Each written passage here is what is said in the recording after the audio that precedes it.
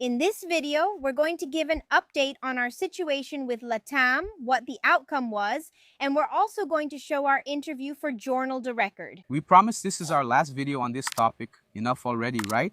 Let's watch the record interview for context. Coming up next, passengers miss their first flight, arrive in time for the second, and face problems with the airline. A family from Santa Catarina saw their dream trip to the United States turn into a nightmare. Check out this story. They couldn't board the first leg of the trip, and even after informing the airline that they would make it to the airport for the second part of the journey, they were simply prevented from boarding. Isabel was going to celebrate her 15th birthday in the United States. After checking in, dropping off their luggage, and receiving their boarding passes, the family was prevented from boarding the flight from Guarulhos to Miami. It was a big loss. I could see the effort my parents made to try to make it work. They knew it had been my dream for years, and having everything go wrong like that was really disappointing. The airline claimed it was a case of no-show, which happens when a passenger does not show up for a part of the trip and does not notify the airline. The family did not board the first flight from Chapecó in Santa Catarina to Guarulhos, but they informed the airline that they would continue on to the United States from São Paulo. It was our time to board, and as we were talking, we noticed they started taking a long time to let us through. And that's when they claimed what they call a no-show. No-show cases are among the situations that cause the most confusion for people who travel by plane. If something unexpected happens and the passenger can't board, experts recommend contacting the airline as soon as possible and keeping all receipts and records of the service. When you buy a trip with 2 segments, if you cancel the first segment, you cannot be prevented from boarding the second one. It's important to let the airline know that you didn't fly the first leg, but that you will fly the second. Why? If they cancel it automatically, it is considered an illegal tying arrangement. A tying arrangement is prohibited in Brazil. According to the National Civil Aviation Agency, ANAC, missing a flight on a round-trip ticket cannot result in the automatic cancellation of the return flight as long as the passenger informs the airline of their withdrawal from the first flight before the departure time. Complaints against companies in the airline sector have been increasing in the country. In the first 4 months of 2026, complaints registered on the consumidor.gov.br platform jumped by more than 6%, 54 compared to the same period last year. Among the main reasons are problems with cancellations, refunds, flight changes, and failures in providing information to passengers.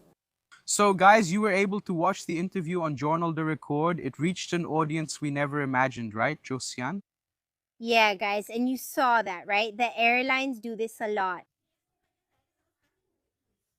And even though some people think this is normal, no, it's not normal. Yeah, we're going to stand our ground and keep talking because it wasn't just 1 or 2 lawyers who said this. There were many people, many lawyers we contacted who said, no, this is an abusive practice, even though airlines do it. It's not normal. They normalize it as if it was something natural. It can't be normalized. Yeah. For those who didn't understand, the so-called no-show is when you don't show up for the first leg, and in our case, we even notified them, but let's suppose we hadn't notified them. You didn't show up for the first leg, and then you arrived at the second to catch another plane, and then you have 5 or 6 legs on a round-trip flight. As I said in the video, you missed the first one since you didn't show up, Playboy. You lost the right to travel, and you also lost the money you spent on the tickets. That's what's most absurd. This violates the Consumer Protection Code, Article 42. And what's even more, I actually found this funny, right? I never imagined that this kind of person existed, the airline fanboy. There were so many people saying, no, the airline is right because that's how airlines are. It's always been like this. It's like this all over the world. But Brazil has specific rules and all companies are under the Consumer Defense Code. So you can't just take the money and not give it back. And that's what happened to us. We went there to reschedule the flight. They didn't want to reschedule, so give the money back. They said they wouldn't refund us because our fare didn't allow it, giving various excuses. We were confused and frustrated, so we recorded the video. The day we begged, cried, and no, it's not just begged because some people said, oh, there's no point in begging or crying, but it was our right. We were within our rights and we still are. Then on that day, no, it wasn't possible because you only have the right to be reimbursed 300 Rs for each ticket. And it's funny that after it got more attention, it started spreading through our social networks. It didn't even have time to make it to the news yet. The company was already reaching out, getting in touch with us, apologizing for their mistake, yes, even though some of you thought, no, it was us who made the mistake. Guys, you don't even really know. Many of you don't even know exactly what happened, and you're already judging the person. Most people watch the short content. People watch short clips and immediately give opinions saying, you made a mistake, you didn't warn us. But who said we didn't warn you? Before we left here, we got in touch and asked what steps we should take to proceed, whether we could or not. Anyway, so we were led to make these mistakes. Let's put it that way, but you know, we warned them before. We warned them before leaving here, before the plane left, because we left the ranch days before. So, the moral of the story is they weren't going to reimburse us right away after all this happened. So, I requested it in the system. The refund of the boarding fees, which they said was the only thing available, just 300 rials each. In the end, they refunded much more than just the boarding fees. They refunded the entire amount spent on the tickets, something they wouldn't do before. In other words, fight for your rights. If you're going through a similar situation, use social media. That's what we work with. Of course, we know how it works, but even if you don't, go ahead and file a complaint. Make a post on Instagram, make a post on YouTube, get in touch with people who are specialists in the area. For example, in our case, Josiane at the airport. Right at the airport. She has already reached out to lawyers specializing in airline abuses who have Instagram profiles. So what do we recommend? So guys, because a lot of people will show up and say, no, it's normal. Many have shown up. No, it happened to me. It's normal. Yes, but you didn't pursue your rights when it happened to you. Do you think the other person won't pursue theirs? Because the airline's contract, I don't know what. Is the contract above the law? Abusive, yes. Above the law? No, no contract. Anyone with the slightest understanding of law will know that the law is here and contracts, whether personal or corporate, are here. So know that you have rights and complain. If I had paid more for the Resasirino ticket, it would be a different fare type. No. It has nothing to do with it. No, that's not how it works. So that's our view regarding Latam, and I'd also like to recommend to you the doctor who assisted us, because many people said, including, oh, you're going to spend a lot on a lawyer. There's always someone pessimistic, right? You'll pay a lot for a lawyer and still lose. But who said the lawyer charges? The lawyer charges, in this specific case, this lawyer we're recommending, whose profile we'll leave in the description here, who has an Instagram profile, she only charges if she wins. That's why she's so sure it's going to work, because she only charges if she wins, since it's already common practice for airlines to do this. And it's very common, guys, for her to win. She has already shown several cases she's won with much less evidence. It's your right, period. So are you going through this? I read every case, Jack, of people who were going to funerals and were stopped, people who were with elderly people, And they were stopped too. They lost a lot of things. And they kept their heads down and didn't fall for the talk of incompetent employees. Yes, incompetent employees. Why? Let's put it this way. Okay, it's a company rule, let's say. It's a company rule. We didn't inform you, which didn't happen. We informed them well in advance, actually, way before the legal deadline they gave. What should the employee have done? We already informed them when we first got in touch, saying this would happen. There you go. As soon as they said that, we would immediately stop proceeding. All right, we got there. What does an employee who isn't incompetent and is providing good service do? And to analyze our case, okay? Did you inform us beforehand? At no point did they ask that at the airport, you understand? They didn't want to understand what the situation was, why we traveled, whether it was an emergency or not anyway. The first thing they should have asked was, did you inform us? If we informed them, then they would understand. Okay, so let's fit it in here. No, they just looked and said, no, it's systemic.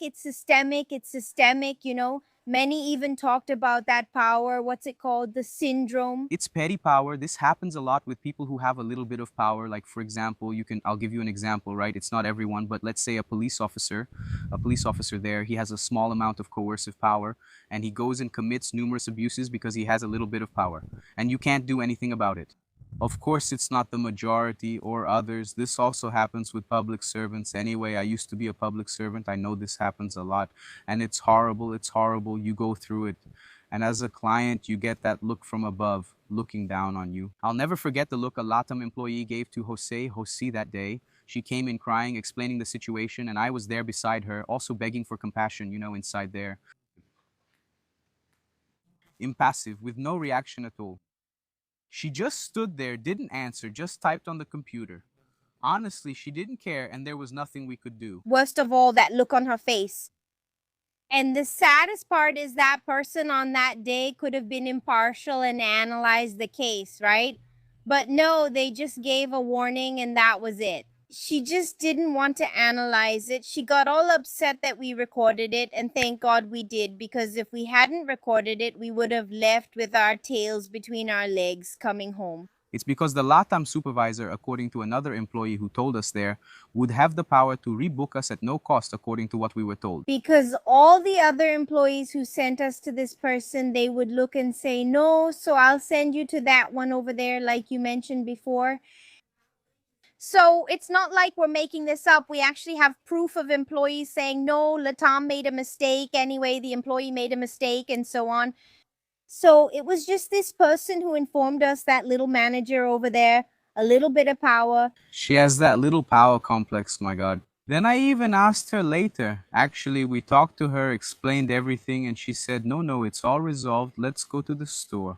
Which was, guys, everything is resolved. We got to the store and we have to pay 20-something thousand. But the 24,001, yeah. Then we went to find her again. She disappeared. So I asked her subordinate, hey, isn't there anyone above her here at Latam, here at the airport?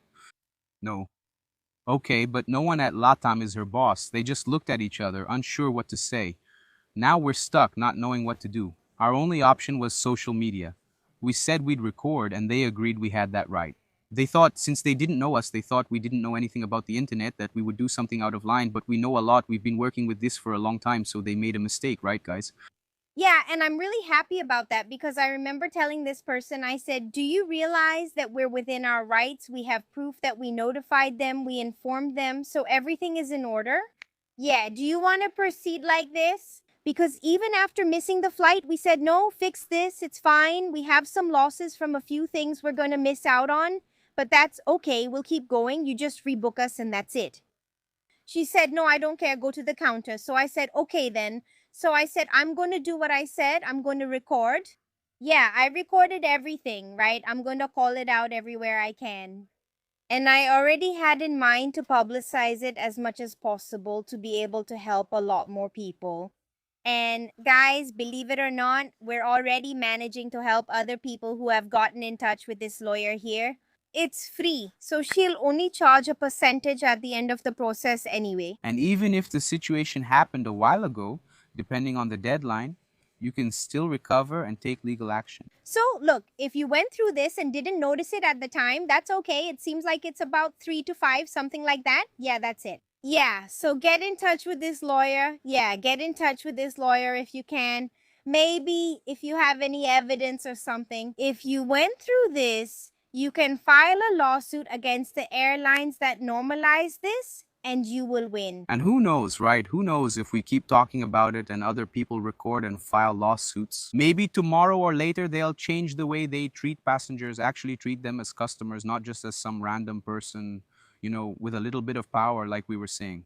Who knows? Maybe they'll change the procedures for this so-called no-show. Who knows? Because you see, they say that the no-show has, I learned some terms that people use.